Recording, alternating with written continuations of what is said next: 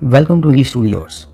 Hello dear friends, in this video you are going to learn 10 words of English language through one word substitution method. So let's go. To remain somewhere and walk up and down that place for no obvious reason. किसी जगह पर जाना और आगे और पीछे इधर उधर घूमते रहना फॉर नो ऑब्वियस रीजन, जिससे देखने में लग रहा है कि कोई रीजन नहीं है, बेवजह घूम रहा है. Which can lead others to think, जिससे कि दूसरे लोग सोच सकते हैं that you might be planning some mischief, कि आप शायद कोई शरारत प्लान कर रहे हैं. इस तरह से एमलेसली कहीं घूमना कहलाता है loiter. Hey why are you loitering here, अरे भाई यहाँ पे क्यों घूम रहे हो उधर.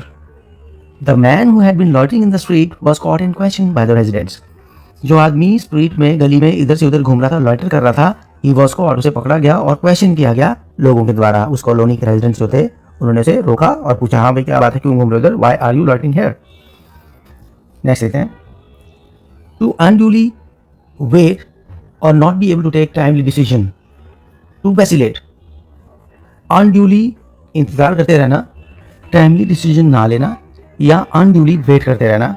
टू वैसिलेट, वैसिलेट का मतलब एक डिसीजन दूसरा डिसीजन, उसमें वैसिलेट करते जा रहे हैं कि ये करूँ या ना करूँ, करूँ ना करूँ, उसे हम कहते हैं वैसिलेट करना.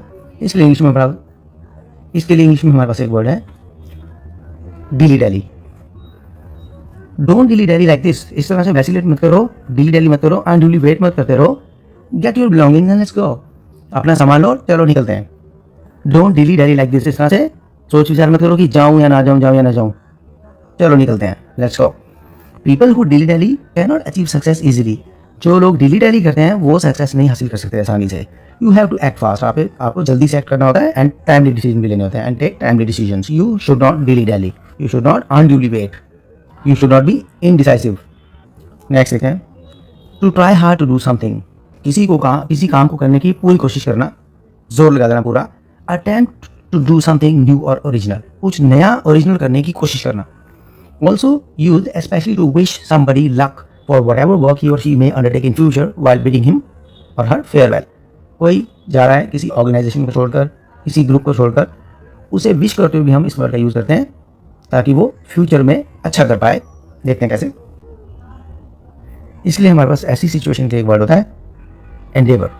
We wish you good luck for your future endeavours. जब आप विश कर रहे हैं किसी को जाते हुए तो आप कह रहे हैं कि आप फ्यूचर में जो भी करें, जो भी अंडरटेक करें, जो भी काम लें, उसके लिए आपको हम गुड लक कहते हैं. We wish you good luck for future endeavours. एक मीनिंग. दूसरा देखते हैं. The scientist has endeavoured through the article to sensitise the people against the ill effect of mobile phone. Mobile phone के जो wrong effects हैं, bad effect हैं, ill effects हैं, उनके अगेंस्ट साइंटिस्ट ने अपने आर्टिकल के थ्रू लोगों को सेंसिटाइज करने का एंडेवर किया, पूरी कोशिश की है. He has endeavoured through the article to sensitise people against the ill effect of mobile phone. He has endeavoured, पूरी कोशिश की है साइंटिस्ट ने. तो दो मीनिंग हुए एंडेवर के. एक फ्यूचर के लिए गुड विश करते हुए जब हम कहते हैं we wish you good luck for your future endeavours, और दूसरा एंडेवर करना, पूरी कोशिश करना किसी काम को करने की, स्पेशली किसी न्यू ओरिजिनल आइडिया को इम्प्लीमेंट करने की कोशिश करना या काम को करने की कोशिश करना. नेक्स्ट देखते हैं. The beginning of an organisation, official activity, system और एग्रीमेंट. कोई ऑर्गेनाइजेशन, उसका शुरू होना, या किसी ऑफिशियल एक्टिविटी का शुरू होना, या सिस्टम का या एग्रीमेंट का शुरू होना, उसे हम कहते हैं Inception. This institution has produced many technical experts since its Inception in the year 1988. 1988 में ये इंस्टीट्यूशन शुरू हुआ, इसकी इंसेप्शन कब हुई, 1988 में.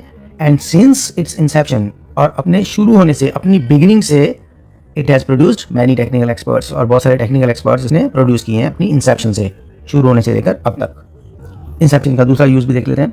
और सेंटेंस. सपोज गवर्नमेंट ने कोई पॉलिसी बनाई है और शुरू से उसे लोग कॉन्ट्राडिक्ट कर रहे हैं, तो हम कह सकते हैं the new policy has been contradicted by many people since its inception. शुरू होने से ही लोग इसे कॉन्ट्राडिक्ट कर रहे हैं नई पॉलिसी को.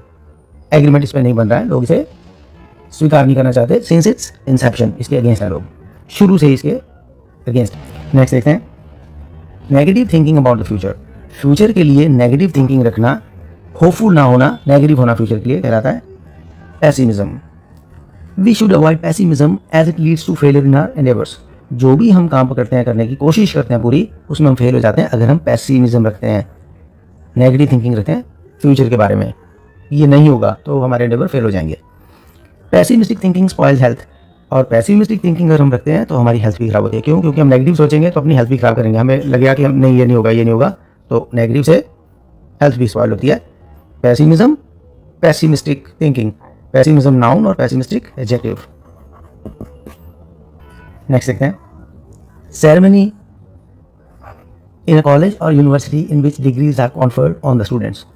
ऐसी सेरेमनी जिसमें कॉलेज स्टूडेंट्स को डिग्रीज दी जाती हैं या यूनिवर्सिटी या कॉलेज स्टूडेंट्स को डिग्रीज दी जाती हैं, उस सेरेमनी को हम कहते हैं convocation. Students received degrees from the governor's hand in the convocation. जब कॉन्वोकेशन हुआ तो स्टूडेंट्स ने जो डिग्री हासिल की वो गवर्नर साहब के हाथ से डिग्रीज ली। Students received degrees from the governor's hand in the convocation. Convocation was held in the university auditorium. जो कॉन्वोकेशन हुई, जो सेरेमनी हुई डिग्रीज मिलने की, वो यूनिवर्सिटी के ऑडिटोरियम में हुई। Convocation was held in the university auditorium. Next देखते हैं, इल विल फॉर अदर्स। दूसरों के बारे में इल विल रखना, बुरे विचार रखना, नेगेटिव थिंकिंग रखना, बुरा विश करने की थिंकिंग रखना कहलाती है मेलिस। दिल में मैल रखना, जैसे हम कहते हैं मेलिस इंग्लिश में कहते हैं। We should never keep malice in our heart. हमें अपने मन में कभी भी मेलिस नहीं रखना चाहिए, इल विल नहीं रखनी चाहिए दूसरों के लिए। Malicious thinking always leads to ill health for ourselves only. अगर हम मेलिशियस थिंकिंग रखते हैं, मेलिस वाली थिंकिंग, मेलिशियस थिंकिंग रखते हैं, it leads to ill health for ourselves only. इसका बुरा इफेक्ट हमारी हेल्थ पर ही पड़ता है। मेलिस, मेलिशियस, मेलिस नाउन और मेलिशियस एडजेक्टिव। नेक्स्ट देखते हैं, अ डिक्शनरी ऑफ स्पेशल और टेक्निकल वर्ड्स। ऐसी डिक्शनरी जिसमें स्पेशल और टेक्निकल वर्ड्स होते हैं, उनके मीनिंग्स दिए होते हैं, उसे हम कहते हैं glossary. Many poets give a glossary at the end of the poems.